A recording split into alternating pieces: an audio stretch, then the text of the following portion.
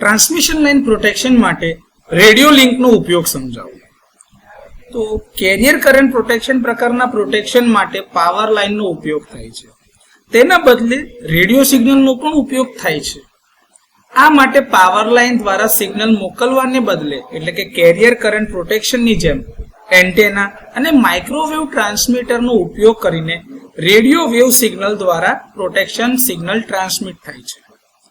દરેક સબસ્ટેશન ઉપર microwave transmitter અને એન્ટેના ઇન્સ્ટોલ કરવામાં આવે છે. પ્રોટેક્ટિવ રિલે દ્વારા ઉત્પન્ન થતા પ્રોટેક્શન સિગ્નલ રેડિયો ફ્રીક્વન્સી સિગ્નલમાં કન્વર્ટ કરવામાં આવે છે, એટલે કે રૂપાંતરિત થાય છે. આ સિગ્નલ રેડિયો લિંક દ્વારા રિમોટ સબસ્ટેશન પર ટ્રાન્સમિટ થાય છે. રિસીવિંગ ઇક્વિપમેન્ટ સિગ્નલને ડીકોડ કરે છે અને તેને રિલે અથવા તો ટ્રિપિંગ સર્કિટ ઉપર મોકલે છે.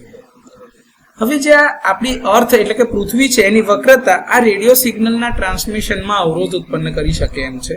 પણ આ અંતર 59 કિલોમીટર છે, એટલે આપણે લાંબી ટ્રાન્સમિશન લાઇન માટે આનો ઉપયોગ કરી શકીશું.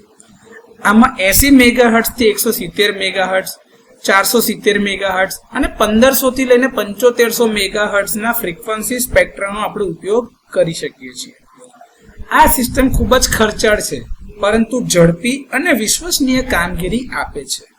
તો રેડિયો લિંકનો ઉપયોગ ટ્રાન્સમિશન લાઇનના પ્રોટેક્શન માટે થઈ શકે તેના માટે આ થોડી ઘણી માહિતી છે.